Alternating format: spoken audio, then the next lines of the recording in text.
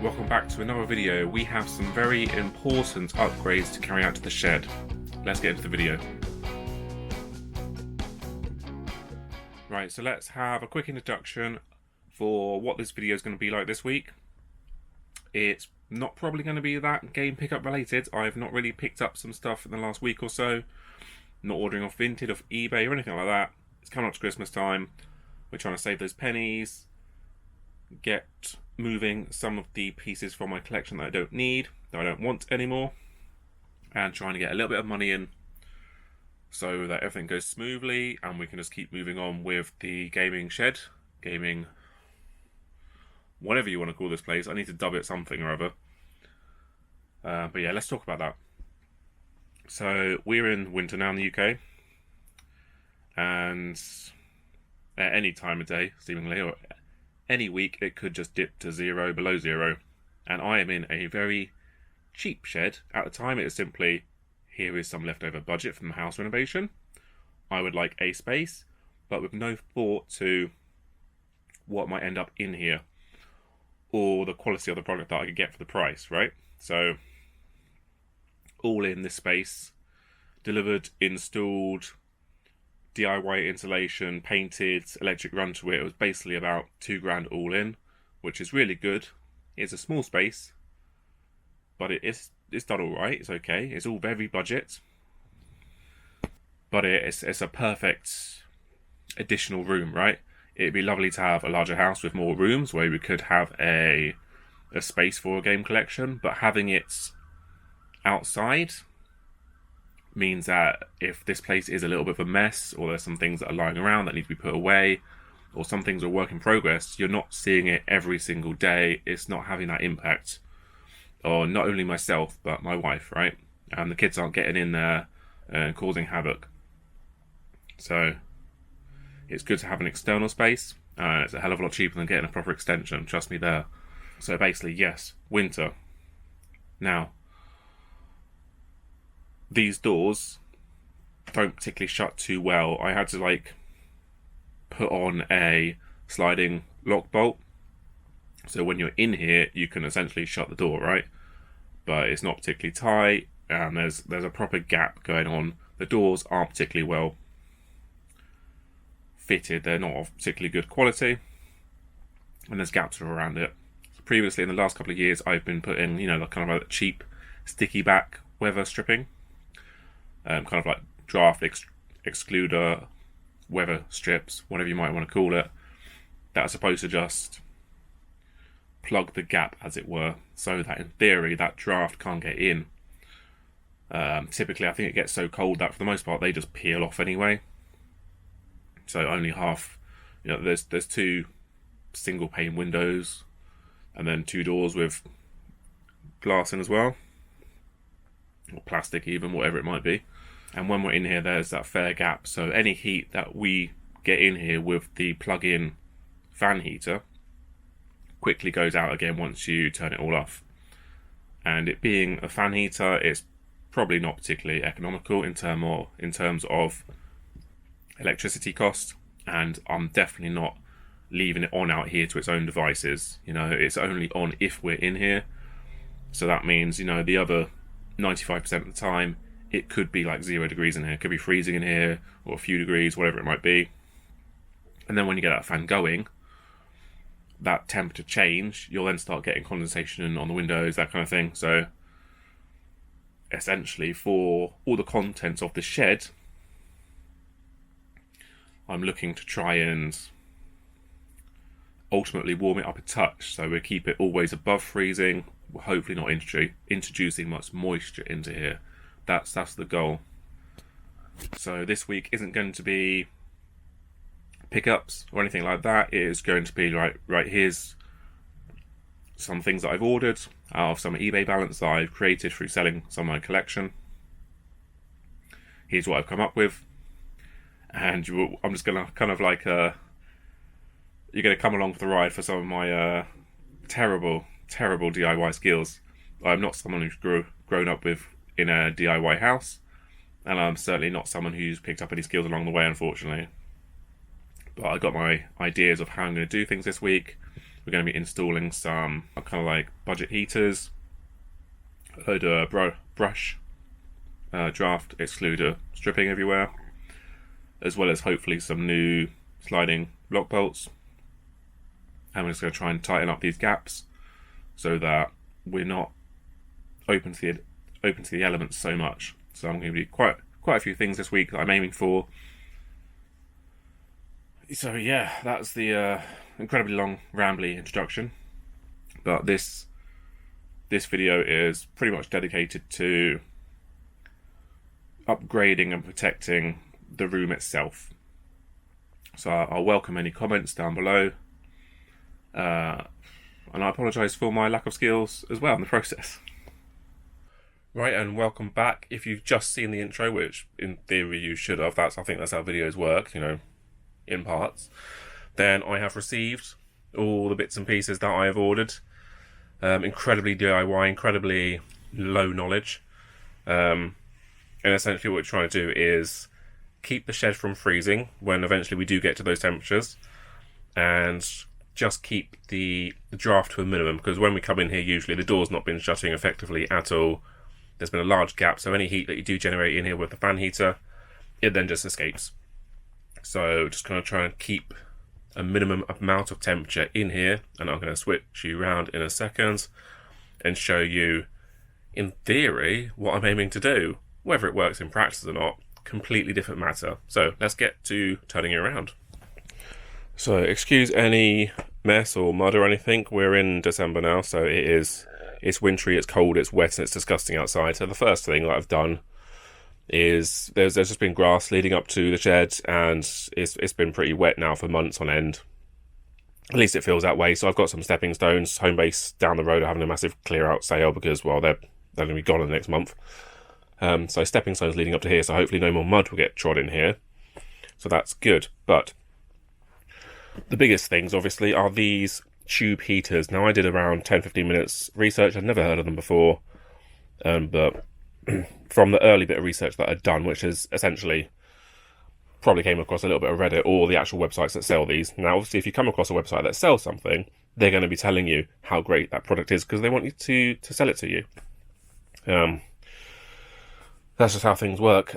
So some of the calculations on how much energy or how much they'll cost per hour are probably a little bit off, but I will try and work that out eventually. At the moment, we just have a... Where is it? I'm not going to show you it because the room's a mess for my wife filming videos as well. But in theory, these aren't to bring it up to a nice comfortable temperature. These are to avoid, small spaces, probably outdoor spaces, greenhouses, small sheds and things. They're to stop them freezing. They're not something that generate immediate heat like a fan heater.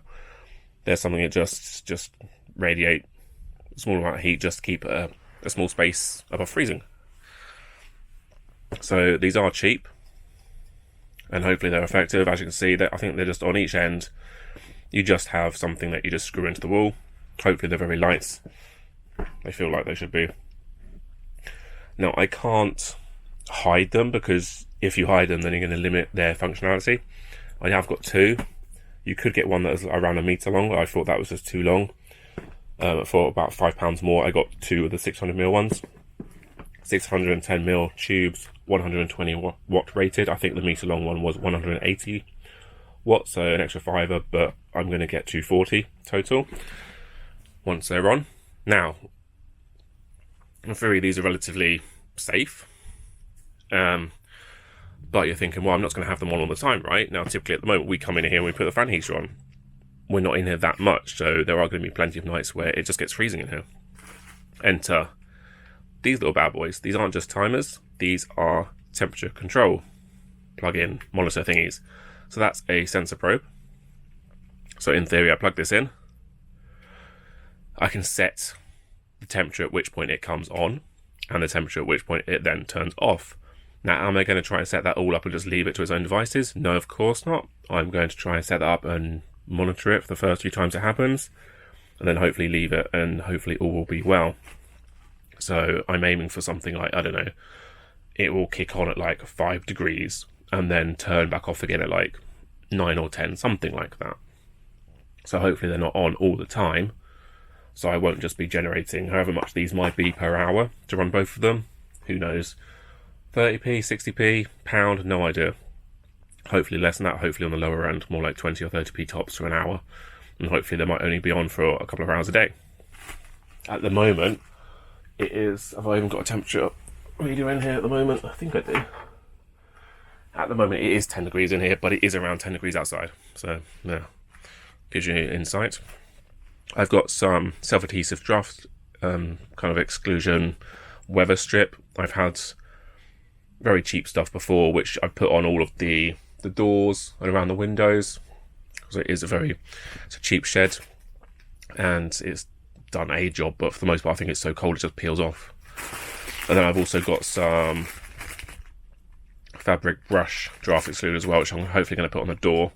So I'll put this around the windows and put this around the door hopefully, and then that will just close it in a little bit more and make it a little bit more effective. We're not going to lose as much heat with any luck. So I need to do these things.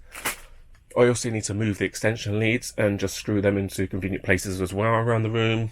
So I'm probably looking at a good couple of hours. I'm a DIY idiot, so let me get it wrong, and then I'll show you how badly I've probably done it. Right, so semi-successful. Later on in the day, it didn't really take that long. To be fair, I didn't really need to do that many things. It's just me overthinking these things. So I've installed some of the weather strip around the window and the door. Run out of that.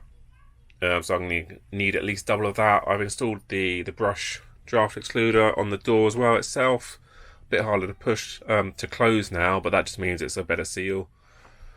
So I'm happy with the draftiness, or hopefully less draftiness in here now. I just need more of this seal. It's pretty decent. It seems to have gone on absolutely fine. We'll have to see if it peels off later on when it does get cold. I'll flip you around so you can see what else I've done. Okay, and I've had to have a bit of a sort out. Nothing is anywhere near finished, but for example, here is one of the tube heaters, and here it is in its scene. I've not shrouded it at all, covered it. It's open where it's supposed to be on that side. I didn't want it in front of my wife's desk because she'll want that. She started doing some videos and things. She doesn't want my clutter in her videos, which is fair enough. So that's there. And also the timer set up, and hopefully that works well. It seems to click on when it's in between the minimum and the maximum. I was hoping it would get down to the minimum and then click on, but I don't think that's quite how it works. I had to relocate this socket, so it is by the TV now, which is much more aesthetically pleasing. And I've also had to then put one down here as well, and that's for the Wi-Fi extender. I was using a power line out here via an Ethernet cable, but it didn't also have a Wi-Fi. It was just that one single Ethernet, which is no good when you've got laptops and devices that don't take an Ethernet. So that by the door does reach the house, so that's absolutely fine. So that's there now. And obviously just take these off, they just sat on a couple of screws, so that's absolutely fine. And then swinging over to my section, forgive again the mess. Try my best just to get this done quick before a bit more gaming related stuff later on. So I've installed mine there. There is a gap, there's a fair gap between that and the shelf, which is again what you're supposed to do, not supposed to cover it at all. I think that's okay there. And my chair isn't that close to it. Like if I pushed it all the way back, then that might be an issue if it was on. My head might get a bit warm, but they don't make contact whatsoever. And it will always be a little bit away from the wall, just so you can tilt it back. And again, I've put an extension lead, just mounted it on the wall there. So again, it's behind my chair, so you can't see it. And then down in the main outlet is the other temperature monitor, temperature sensor. So again, that clicks on at a certain point.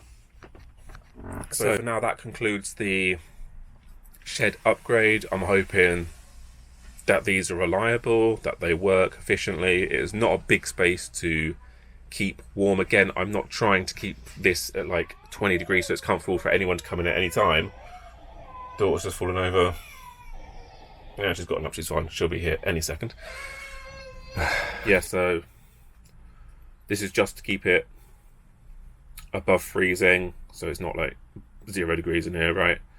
That's their main point. I will try and keep an eye on our smart monitor indoors, so that one I know when they've clicked on to see how much we are drawing, even if that's an accurate reading. I have no idea anymore whether that's accurate or whether it updates with the current rate, whatever skyrocket rate it is these days, right?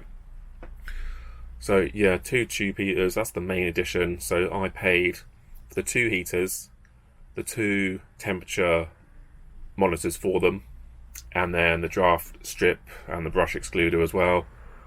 I think in total it was about £75. Now that is going to be a small price to pay if it makes it that much drier, slightly warmer in here, right? So yeah, let me know down in the comments if you've used these tube heaters, if you know anything about them. Hopefully they're not, I did do some searches for them and click on some links and have a little read. No one said, oh, these are a massive hazard or these are useless, don't do it. So let me know if you have used them, what you use them for, your thoughts on them. I'm not looking for any haters or anything, obviously, but just I don't know anyone that does use them. I've never even heard of them before. Hopefully they do the trick. That's all I'm after. So that'll wrap this one up in kind of like the shed hardware upgrade, as it were, kind of the gaming room upgrade. There's still lots of things to sort out. There's some spaghetti junctions, some wires which I'm really not happy with. I'm not quite sure how I'm going to hide them, but I need to do something with them, right? So yeah, concludes this one. Thanks for watching, and join me in the next one, which will be way more gaming related. Cheers.